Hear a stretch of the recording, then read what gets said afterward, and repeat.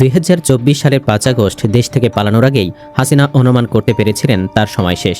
আর এর জন্যই শেখ সেলিম, শেখ হেলাল, তন্ময় ও শেখ পরিবারের সব সদস্য সহ নিজের নিকট আত্মীয়দের তিনি আগেই দেশ ছাড়ার গোপন পরামর্শ দিয়েছিলেন।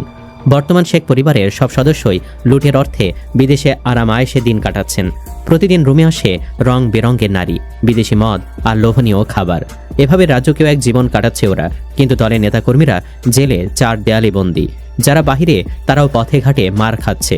দলের নেতাকর্মীদের জাহান্নামে ফেলে কোথায় কেমন আছে শেখ পরিবারের সদস্যরা, চলুন একে একে দেখে নেওয়া যাক। শেখ হাসিনা পালিয়ে গেছে, শেখ হাসিনা নাই, শেখ হাসিনা চলে গেছে, শেখ হাসিনা পালায় না। 2024 সালের বিতর্কিত আমিডামি নির্বাচনে শেখ হাসিনা সহ তার স্বজনদের 8 জন সংসদ সদস্য হন। তাদের মধ্যে শেখ ফজলুল করিম সেলিম একজন। বলা হয় শেখ পরিবারের মধ্যে সবচেয়ে বড় নারীবাদ ছিলেন শেখ ফজলুল করিম সেলিম। শেখ সেলিম ছাত্র জনতার আন্দোলনের সময় দেশেই ছিলেন। শেখ হাসিনা সরকারের পতনের পর আত্মগোপনে ছিলেন। সংশ্লিষ্ট সূত্রের তথ্য অনুযায়ী 2024 সালের সেপ্টেম্বরে তিনি ভারতে চলে যান এবং বর্তমানে কলকাতায় আছেন। শেখ সেলিমের বেড পার্টনার ছিলেন অভিনেত্রী নিপুণ আক্তার।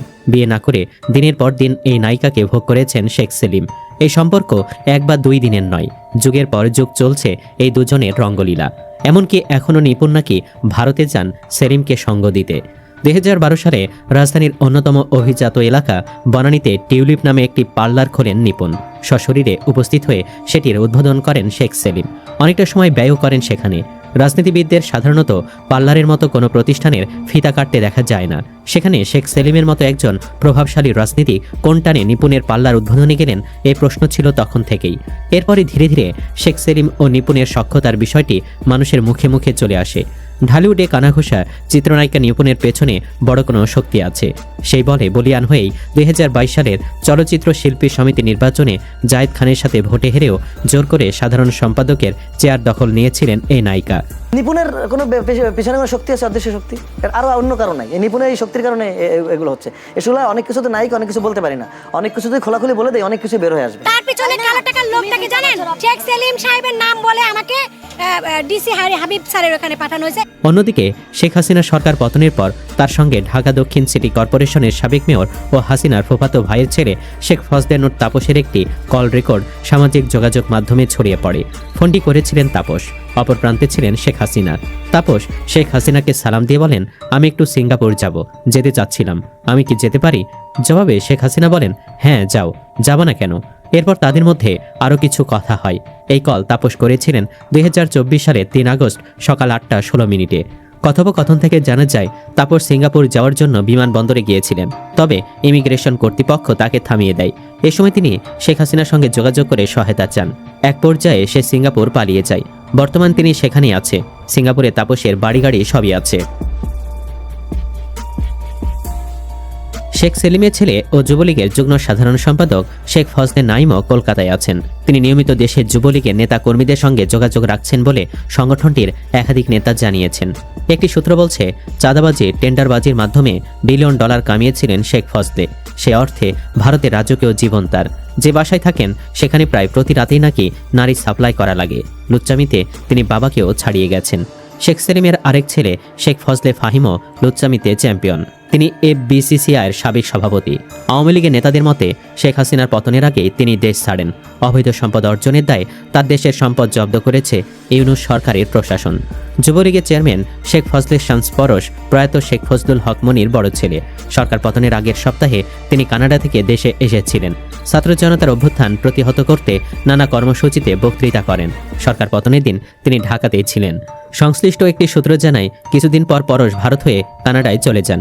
এরপর তিনি আবার ভারতে ফিরেছেন। শেখ ফজলুর রহমান মারুফ শেখ হাসিনার আরেক ফুফাতো ভাই।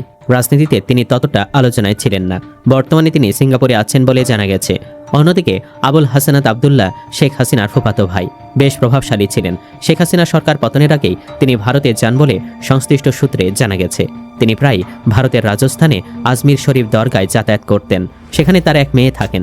তার মেয়ে ভারতের গোয়েন্দা সংস্থা রয়ের একজন সদস্যকে বিয়ে করে ভারতের নাগরিকত্ব নিয়েছেন। ভারতে আবুল হাসানাত আবদুল্লাহ রেস্তোরাঁ সহ নানা সম্পদ রয়েছে বলে একাধিক সূত্র থেকে জানা গেছে।